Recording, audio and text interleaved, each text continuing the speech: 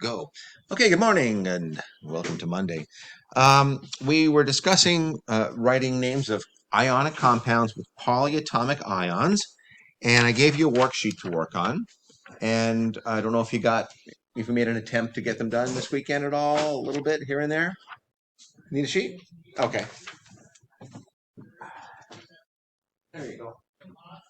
Uh, Now, in order for you to do this sheet, you need your chart on page 44, or if you would like, I can print out a better chart, a bigger chart for you. But for the meantime, I think this will do it. So get your sheet out. See if I have another one here. I'm sure I do.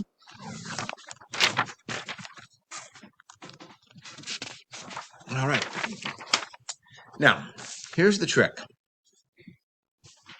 Hopefully you're pretty good just naming very simple compounds. Let me put one or two on the board and see if you can just name a simple binary compound.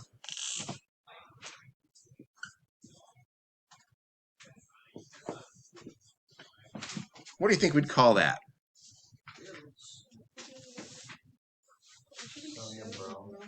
Sodium bromide.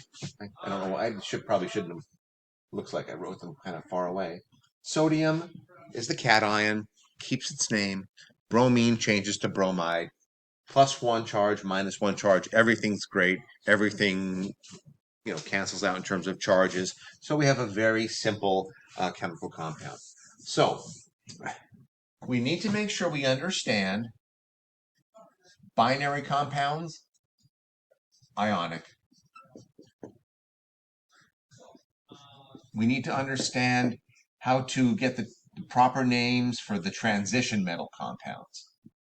Remember, those are the ones that could get more than one charge. And we figure that out by looking at the anion. And then, like, for example, if we had something like TiCl4, this would be some sort of titanium chloride, but titanium can get more than one charge. So in order for us to differentiate this, for example, from TiCl2, we'd have to say, well, in order for me to determine the charge on the titanium, I'd have to look at the anions and the number of anions associated with it. So this has 4 chlorides, each one with a -1. So that has to be a +4 in order for you to have write the name. So this would be titanium, Roman numeral 4 chloride. And down here, TiCl2, well, I have 2 chlorides, each one's a -1, so this has to be titanium 2 chloride. So those are the names that we have to examine when we're looking at these binary compounds. We have to be able to write them for the main group metals. Those are the ones in group 1, group 2, and aluminum, and then things like zinc and silver only have one charge they can get, zinc +2, silver +1. So we can tell the charges just by looking at the main group metals. It's the transition metals that give us a little bit of a problem. And once you figure it out, it's not that much of a problem. Now we switch gears. This whole week, all we're going to do is practice naming things. We're going to practice today. We're going to go back and look at these polyatomic anions. And then tomorrow, if we feel comfortable with that, we're going to look at names of acids. And then if we are comfortable with that, we're going to look at names of um, um, covalent compounds, non-ionic compounds. And then by Friday, it'll be quiz time. So we should be in good shape. So again, polyatomic anions. Just let me write ions because we do talk about one positively charged one. And that, if you look in your chart, that's the only one that we have to worry about that has a positive charge. That's called ammonium. Now look, the names of these compounds or these ions, they're given to you right on the sheet. So if you see something like this, let's say you see KNO3, right? You look at this, well, the first thing you do when you see this, you see there's a metal starting things off. And again, this goes back to looking at your periodic table and knowing which things are metals and which things aren't metals. So I have my potassium, and then I've got this NO3. Now, you can't call, I saw someone walking through the head like potassium nitrogen oxide. No, what you do is you go to your chart on page 44 and you look for, you see if you can find NO3 over there. And you do. Somewhere in the second column, you find that NO3 with a minus charge. And it's called nitrate. We don't have to change its name. We don't have to make up our own name for it. Um, that's what it's called. So actually, in doing these names, they're very straightforward because the name is given to you. So this would, again, the cation is just potassium. You don't have to put any parentheses here because it's not a transition metal. Remember, the parentheses only go for things that can have more than one charge. So we would just call this potassium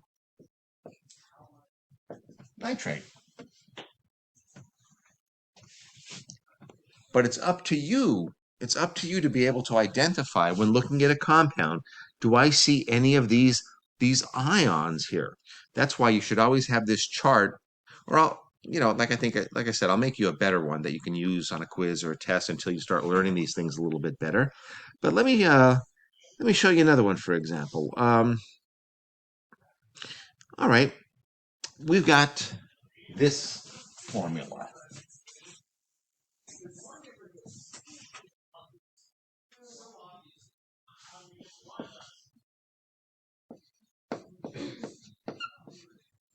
Well, let's take a look at this together.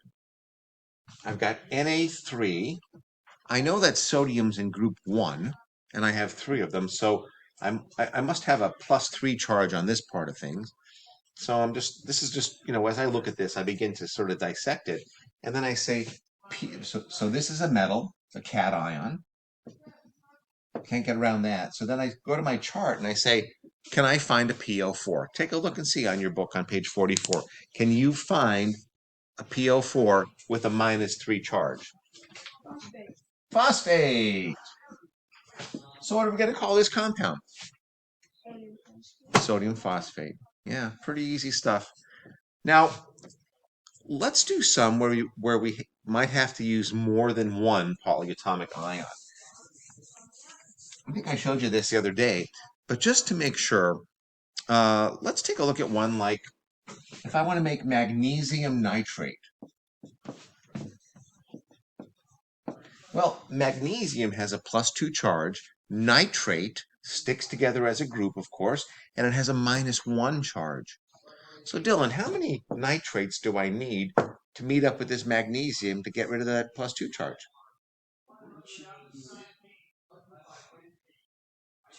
Yeah, I need 2 of these.